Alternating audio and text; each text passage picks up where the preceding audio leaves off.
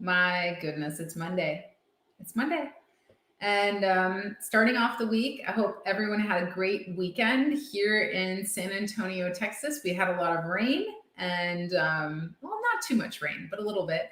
And it's looking like it's getting back to being sunny again. And so I'm looking forward to opening up the pool for the summer and getting outside a little bit more and enjoying what summer has to offer.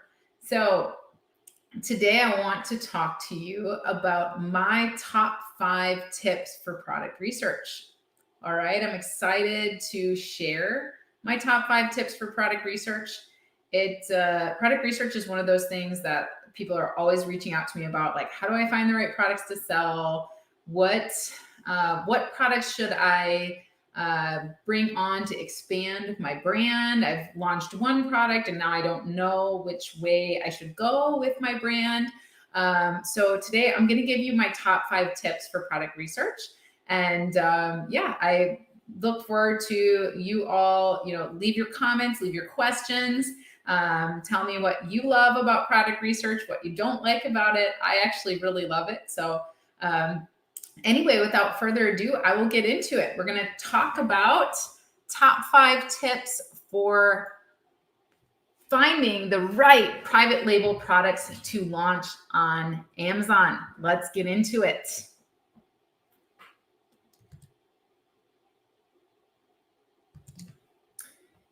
So, hi. I'm excited to talk to you guys today. For those of you who don't know me, I'm Amy Weiss. I'm the founder of AmazingAtHome.com. And Amazing at Home is an e-commerce consulting firm specializing in helping private label brands on every step on their journey, from concept to launch on Amazon, as well as in brick and mortar stores. So we help people on Amazon, in other e-commerce channels, and help them expand into retail as well. So as I mentioned today, I'm going to teach you something different about product research you haven't heard before, a new method to find the best products to launch for your private label. So a little bit about me. I'm a wife and a mom of 2 girls. You can see my adorable family there in the corner. I'm an inventor. I made that product that you see me holding. It's a litter box cleaner. I'm also a military veteran. I'm a podcaster. I co-host the Amazon FBA Seller Roundtable podcast. And I'm also a full-time Amazon seller and entrepreneur. I've started selling on Amazon in 2007. I was flipping my textbooks. I was actually looking for textbooks to buy when I was in college and also in the Air Force at the time.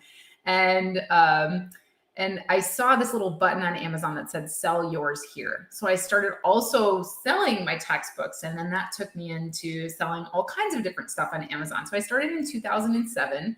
And then in 2017, I invented a product to solve a problem for myself. And I launched it in the marketplace alongside other lines to fill out my brand. My products are now sold on Amazon, Walmart, my website, several retail stores across the country. But more importantly, I've helped hundreds of brands develop their own products and grow to great success on Amazon and beyond through my consulting firm, Amazing at Home. So we help brands with everything from product selection, manufacturing, negotiation, sourcing, launch, PPC advertising, and multi-channel growth. All of these topics are covered in my private label course called Concept to Launch. So when it comes to private label, there's just so much information out there on YouTube and online, and it can be totally overwhelming. My program at Amazing at Home is 100% word of mouth. So by the time most people find us, they've already spent thousands of dollars on training, and they're really no closer to their goals, or they've launched a product that is just not making sales, or they've yet to find a product to sell. So, it can be very overwhelming because a lot of this information can, kind of conflict with each other. It's a lot of information, and all of it can make you want to pull your hair out, right? So, Luckily, you don't have to worry about us. Amazon sellers love us. So much so that our consulting courses, my Facebook group, Amazing at Home, and podcast were rated among the best in the world in the recent Amazon seller poll. So as I mentioned, we're proud to be part of hundreds of brands' successful launches on Amazon and into retail. You can see it's been a wild ride, and we're really happy to have been such a big part of so many brands. All right. I personally specialize in private label, but there are so many ways to make money online. So let's cover a few of the most popular methods. The first is RAOA. RA is retail arbitrage. OA is online arbitrage. This is essentially when you buy products in retail stores and then you sell them, you resell them online for a profit. Then we've got wholesale FBA. If you're in retail, you are really confused by the term wholesale because when FBA sellers say they do wholesale, because wholesaling is actually selling your products at wholesale prices to vendors. But for wholesale, people that do wholesale on Amazon, they buy products at wholesale prices from brands or wholesale vendors, and then they sell them online for a profit. Then we've got drop shipping and print on demand. And even though these two are different business models, it's basically, they have one commonality in that you don't have inventory, right? You're not maintaining inventory. So drop shipping is essentially you list a product for sale online for a higher price than you can buy it elsewhere from the seller. And then when it sells, you buy it from that seller and you provide the address of the buyer, and then that seller ships it to the buyer and you collect your profit. For print on demand, you're essentially having, you have t-shirts, anything that you can print on, you're printing a custom design on it, and you can create that mock-up and put it online, and then across multiple channels. And then when that t-shirt sells or that coffee mug sells, you place the order with your print on demand vendor and they ship it to the customer. So again, you don't have inventory, you just have designs, right? So then we've got white label, and this is often confused with private label. It's when you put your own brand name on a stock or commodity product. So for example, you print your brand's logo on the product or packaging of a kitchen spatula or some headphones.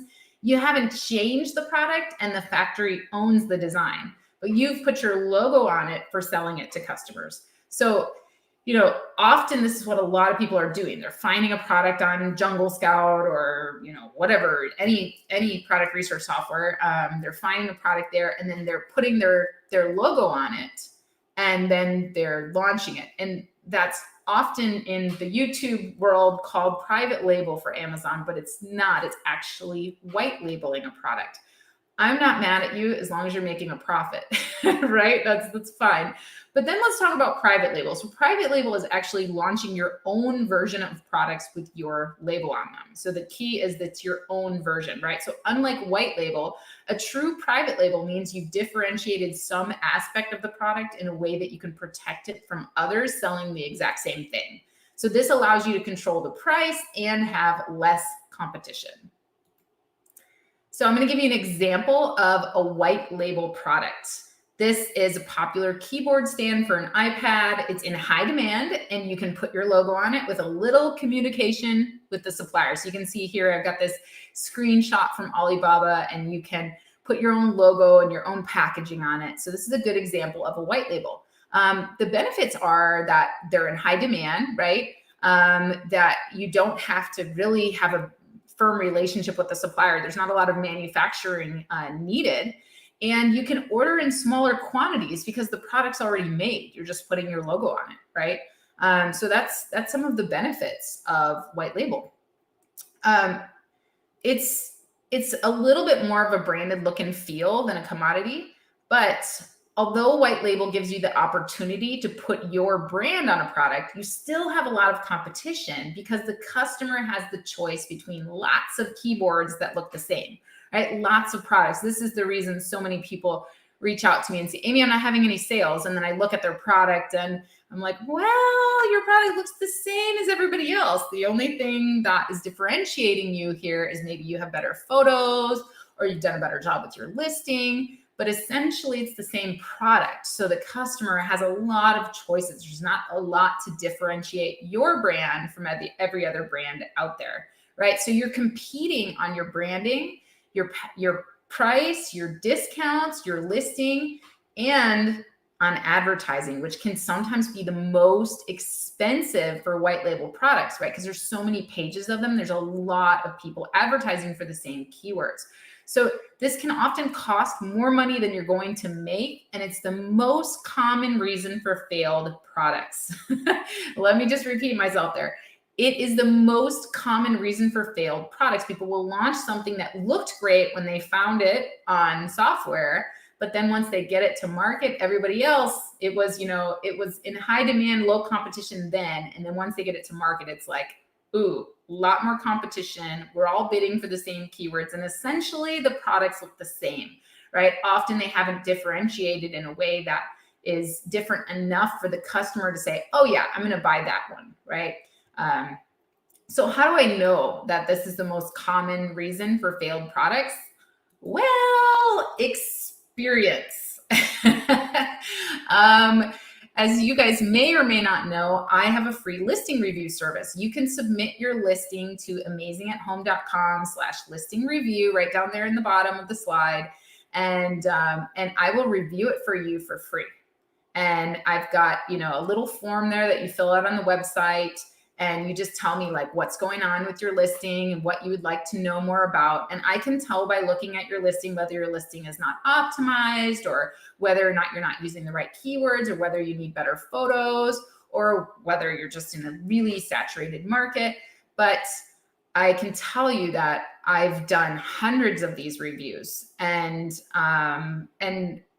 I just search these forms for the term no sales, it's pages and pages and pages of forms of people saying, Amy, I'm not having any sales. I'm not having any sales. Can you review my listing?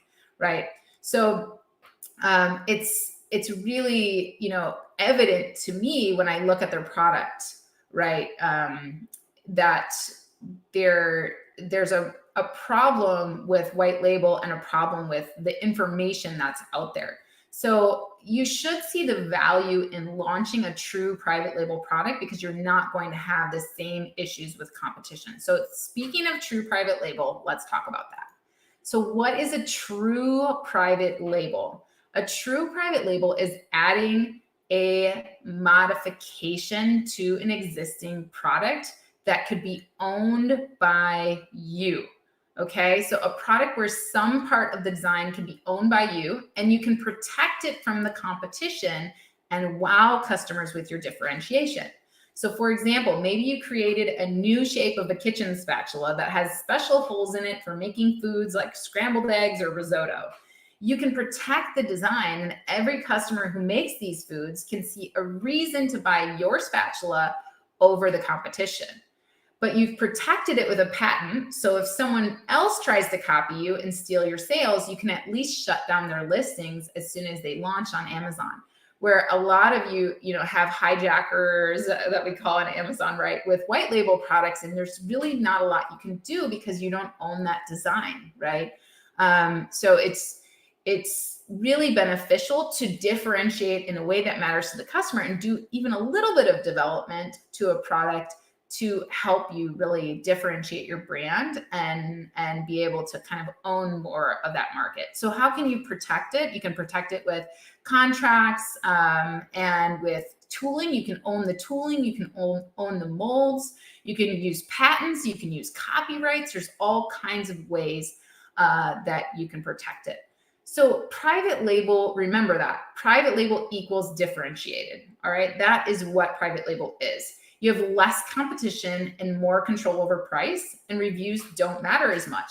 You don't have to invent it, but if you have a design element that is unique or just a design that's unique, you can protect it. So do you recognize this unicorn cake topper? I actually met the original creator of this design. We had a coaching call one day, and unfortunately, she went straight to market with her design, and she didn't know that she could protect it with this simple copyright from the USPTO. She had designed this whole thing, this whole element of this unicorn with eyelashes, and it sold really, really well. And she had so many knockoffs that she ended up ultimately giving up because, she was still selling, doing other things and doing great things. But ultimately this product, she ended up having to kind of just give up on because there were so many knockoffs by the time, she figured out that she might've been able to protect it. So it's really important if you are doing some kind of differentiation that you figure out how you can protect it, right? Because then you can really, control your price, and you can really minimize the competition, right? And then the other thing that is a common misconception is that you have to invent something. You don't have to invent something in order to protect some element of your design. So let's take a set of headphones as an example. You want to serve, let's say that you really like cats and your customer niche is cat people. I'm the cat lady. I got my little cat lady sign here. Thanks, Ross. If you really want to sell things to cat people, for example, right? And let's say I make a really cool, like kawaii cat design, and I make that design, I can copyright that design, and I can put it on my headphones, right? So I'm putting my own design on my headphones, and I can protect that part of it. And people the cat ladies just go crazy over my design, and they're, just buying it like mad, right? Everybody's got to have a pair of these cat headphones.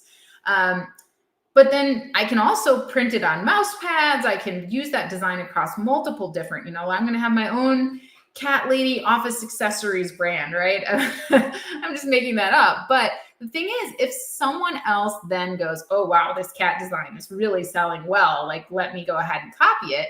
Well, it's as easy as, a $35 copyright protection on my design. And, I can protect that, right? And prevent others from selling something with that same design on it. So that way I can maintain my piece of the market and, can keep going. So just wanted to give you guys an idea of the different business models and what you can do. So I'm about to get into my 5 tips now. But before I do that, let's talk about product research considerations. Okay, product research considerations. These are the things that I want you to think about when you're considering private label products. Okay, the first thing is, what can you sell it for? Just because I'm launching that mouse pad with a cat design on it doesn't mean that I can price it $20 higher than the competition, right? I want to make it easy for the customer. I want to price it like other mouse pads so that, the customer can go, ooh, no, this is the one that I want, the one with the cute cat design on it, right? I need to make the buying choice easy for customers. Secondly, I need to ensure that if others do a similar design, I can control the price, right? Are there a lot of price fluctuations in this market? So I need to make sure that I can control the price of my private label. At least to some extent, right? I don't want to be in a price and review war. Number 3, what is the cost to manufacture it?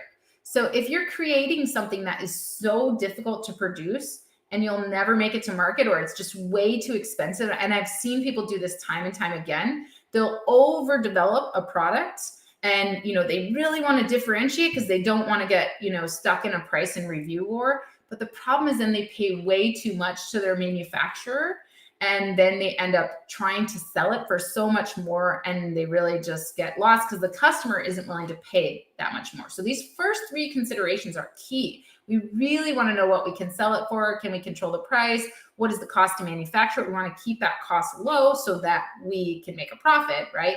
And then the final thing is a 7x minimum in a multiplier, right? So what does that mean? A multiplier is the multiple from cost to manufacture to sales price. Most of the Amazon programs out there teach you to use a 3x multiplier. So source it for $5 and sell it for $15. But that's really hard because you're going to have difficulty scaling your business. If you have 800 products like that, that's one thing. Like if you have 800 different SKUs and you've got a 3x multiplier with all of them, well, great. You're probably going to make a decent profit, But if you're not planning on being Walmart, right? If you just want to have a small brand with 3, 4, 5, 6, SKUs, you really want to have a better multiplier. So 7x is not it's a gold standard. It means that basically you'll be able to sell your products wholesale and still make a profit. You'll be able to sell them direct to consumers and still make a profit. It's the gold standard. So, that's what we aim for. So you really do, if when you're looking at, your costs and how much you can sell it for and your profitability, we look for a 7x minimum at scale. Now, if you're just testing out 100 units of something, I don't expect you to be able to get a 7x multiplier when you're not, ordering a large quantity. If you're just testing something out, a 3 or 4x is okay. So let's get to it. Right now, I'm going to get into my top 5 tips for finding the right private label products to sell. All right. So tip number 1, don't start by searching products. Don't start with products. This is my first tip. If you've ever been stuck in analysis paralysis, it's the reason most people get stuck in analysis paralysis is they go down this product rabbit hole, right? They go, okay, I want to sell kitchen products. Okay, what can I think of in kitchen? And they're just like, okay, everything I can think of is saturated. I'm stuck. Okay, I'm at the bottom. They don't have any confidence that someone will buy it at the end, right? So it leads you down this analysis paralysis rabbit hole. Plus, everyone is doing this, right? Everyone is starting with this method, starting by looking at product research software. And there's nothing wrong with product research software. I'm going to incorporate it in later on in my tips here, but don't start here. You don't want to start here because everyone's doing this. You got 2,231 new sellers on Amazon every day. Do you really all want to be doing the same thing? You guys saw that example with white label, right? So that's tip number 1. Don't start with products. And I know you're probably wondering, okay, well, what am I supposed to start with, Amy? Right? So that takes me to tip number 2. Tip number 2 is do start by studying the market, right? So start, instead of with products, start by looking at customers, groups of customers. So when you search for a solution to your own problem, a new tablecloth, a new toy for your puppy, a new planner for nursing school, you start with research before you go to Amazon and buy, right? Like you look online, you see what's going on, you try to find out, what is the best version of this that I can buy? What are other people buying? What should I get for my dog to stop him from chewing? Like, how do I start a new hobby in knitting? Like, where's the beginner's knitting kit? Like, what do I do, right? So you really want to start by studying groups of customers. So come up with a list of various groups of people that you could sell to. So for example, careers. You could sell to nurses, you could sell to mathematicians, you could sell to teachers, you could sell to hairstylists, right? Careers is one. And then we have events. What are all the different events? Weddings, birthdays, I've got this 40th birthday party themes for women. There's so many conferences, like so many different events, which are groups of people that you could sell to, whether the people going to events or the people putting on events. You can sell to both of those groups of customers, right? Third would be hobbies. I looked up the most popular activities during lockdown, and you can see this list of activities. I could sell to any of these groups of customers, right? So this is just your starting points, right? Home types. I could look at, okay, people who live in tiny homes. What do they need? What do they collect? People who live in RVs, people who live in big houses, people who live in small houses, apartment living. I can look at different home types. Dog people and dog breeds. For example, instead of just selling dog harnesses, I could sell dog harnesses specifically for dachshunds. And then I would be the big fish in the small pond, because dog owners don't just want to buy, a generic harness. they want one that's made just for their precious poodle. So any of these dog breeds you could target and sell to. So these are just some ideas to start with, to get you started. So you're just going to make a list of different customer groups. And then that's going to take you to my next tip, which is to choose one of these customer groups and expand on it. So choose one of your people, careers, events from your list and expand on it. So don't just go straight to new puppy products on Amazon. That's going to lead you down the dreaded analysis paralysis rabbit hole. Instead, search just like the customer would, right? What did this guy do before he went to the store to buy the puppy leash, right? He wondered, what do I need for my new puppy? If I look at this keywords everywhere extension that I love this tool, it shows me the trend of what people are looking for. Look at new puppy shopping list. People are searching for that. So we know that people are looking for things for their new puppy, but we also, more importantly, know that they're researching before they buy, right? So look at internet suggestions, look at blogs, look at social media sources like Pinterest. You can see here, I've got a screenshot for Pinterest. I put in new puppy and look at all the ideas I came up with. Oh, geez, new puppy photo shoot. I guess I could sell to that group of people, right? And then don't just stop at the puppy's needs. Think of the person and their lifestyle. Do they live in a small apartment? Do they need a picture frame for their new puppy? Do they need a decorated bed that's, just their dog's breed, or maybe one that looks like a princess, right? Do they need crate accessories? Do they need a timer for potty training? What do they need? Study all of their needs around their whole life, not just one product, right? And start looking at all of their needs and start just kind of getting into it. We're not jumping to products yet. We're just looking at that customer group and what they're needing, right? All right, then my next tip is follow this journey down a single path. So choose one thing you'd like to focus on and study it more. So for example, I chose office products for cat lovers with a unique design on them. So I want to make an office products line for cat lovers, and I want to use a unique design.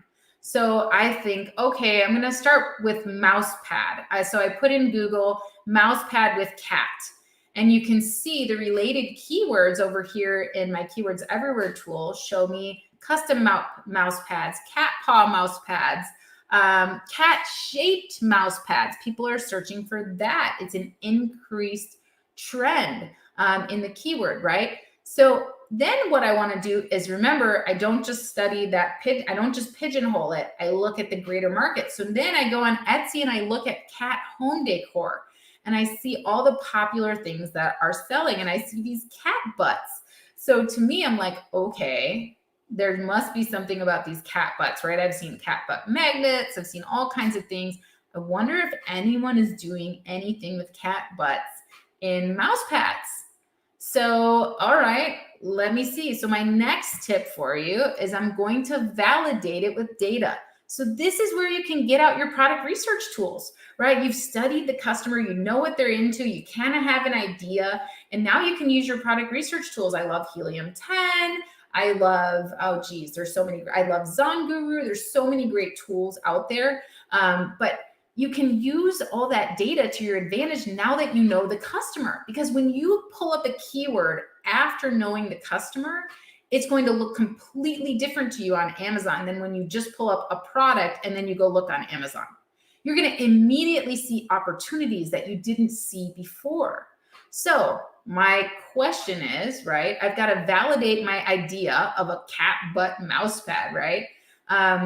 What is selling in the category? So I searched and, I see that, okay, people are already selling cat butt mouse pads. In fact, they've incorporated the butt into the wrist rest. Okay, that's interesting, right? So I want to look, what is selling in this category in general? Is there enough demand? What's the cost of advertising for a keyword?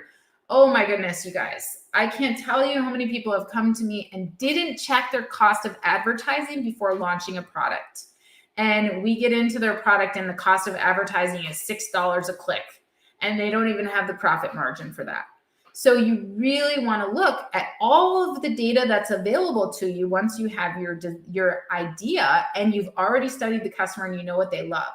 So the other thing is, so many people ask me like, Amy, somebody's already doing this cat butt mouse pad, so why would you do it?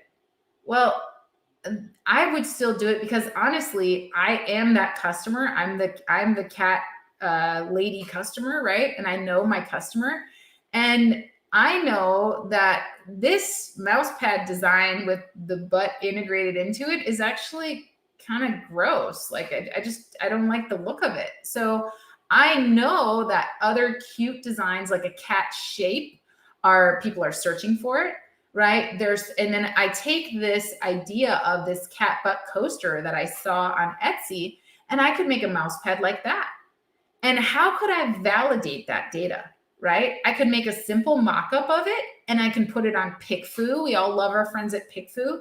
I can do a mock-up of it and I can show this one with the wrist rest in it, and I can compare it to my design and I can say, which one do you prefer? And I can target cat lovers specifically. I could do that on Mechanical Turk. I could do it on Google surveys, but I can get feedback from my customer before I even sell a product or develop it.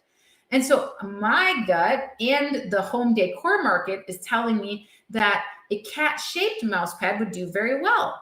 And so, I am going to go with my gut, and and with what the market is telling me, and I'm going to develop a mock-up for that product. And then I'm going to use data to validate that customers will actually buy it. Once I have that data, I'm going to make sure it's profitable. I'm going to make sure it's scalable. I'm going to see what I can manufacture it for. Then I'm going to move forward with confidence, knowing people will buy my idea, right? And I can repeat this process over and over and over again, never running out of product ideas that I have confidence that people will buy. Okay. So those are my 5 tips.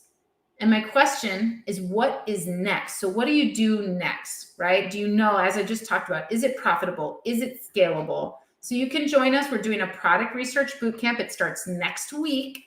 You can join us for this product research bootcamp. I have this picture here of this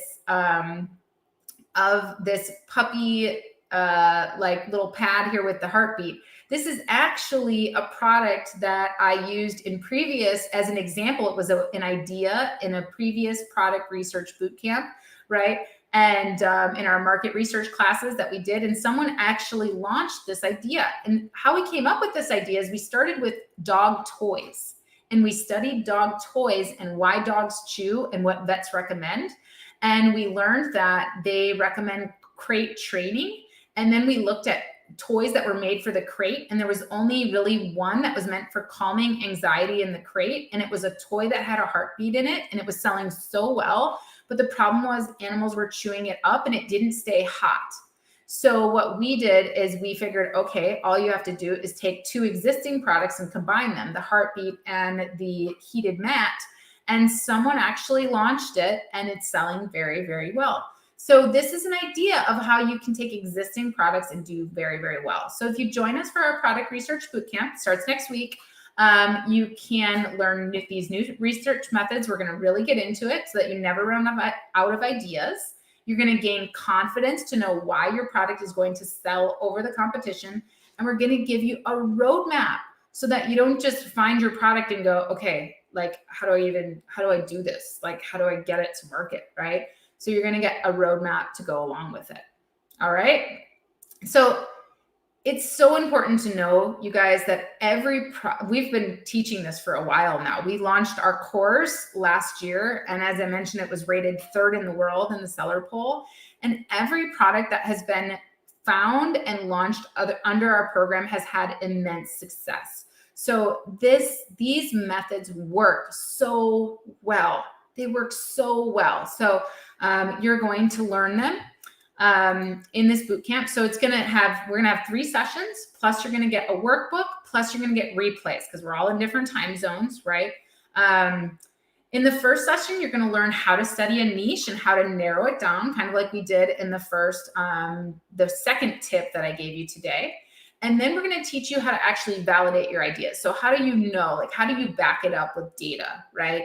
How do you know that other people are going to buy it, and there's enough demand for your idea, right? After you kind of look into your niche.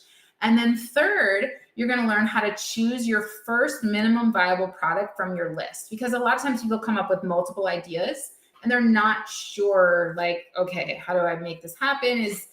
Which one should I launch? Can I launch more than one? What do I do? Right? So we're going to help you to choose that one with confidence, to understand which one's going to be the best one for your brand. And maybe you'll have more than one at the end of that. But we're going to talk about how to move forward. That's what session 3 is going to be all about. So if you guys are wanting to join us for this, we don't want you to spend another hour watching YouTube videos that get you no closer to your goals. And like I mentioned, our members have had incredible success with the launch of their first and subsequent products. So you can sign up for our product research bootcamp for only $75. You can use code BRAND to get access. $75 at amazingathome.com/product research bootcamp/PRB. So amazingathome.com/PRB. And like I mentioned, we start next week, but you will have access to replays. And you'll also get access to all of our additional training that we have. So we have a ton. We have a whole course on product research. You get access to that. You get access to our listing optimization masterclass as part of this. You get access to weekly group coaching sessions plus replays. So there's a lot that you're going to get with this, along with this product research bootcamp. So that being said, I'm going to come over here and I'm going to check for questions. Let's see here. What do we got? Nathan says, love your content. Thank you, Nathan. I appreciate you. And Miro says, hey, Amy, great content. You're on the money. The product has to have some appeal. Thank you, Miro. And what do we got? Carlos says, what's up? Thanks, Carlos. And what else do we have? Do it. So much cat from Jacob.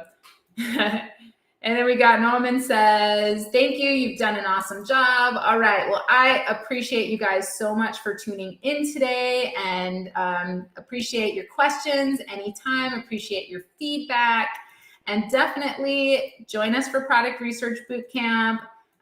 We would love to have you guys there. It's at amazingathome.com/PRB. There's a lot of details about like the timing and everything like that on the website. So, and if you don't join us, I hope that these tips that I've given you today has really, really helped you. All right. Take care, everyone. We'll see you tomorrow. We got Seller Roundtable tomorrow. Don't miss it. We're going to be talking about selling in Europe. We're going to be talking about how do you expand. A lot of people have been doing that lately. So we're going to give you all the resources tomorrow. We have Andy Hooper coming on and he's awesome. He's a character. So that's at 3 p.m. Central Time. You can join us at sellerroundtable.com/live. You can come right in the Zoom with us. And yeah, it's a great deal. All right. See you guys tomorrow. Bye.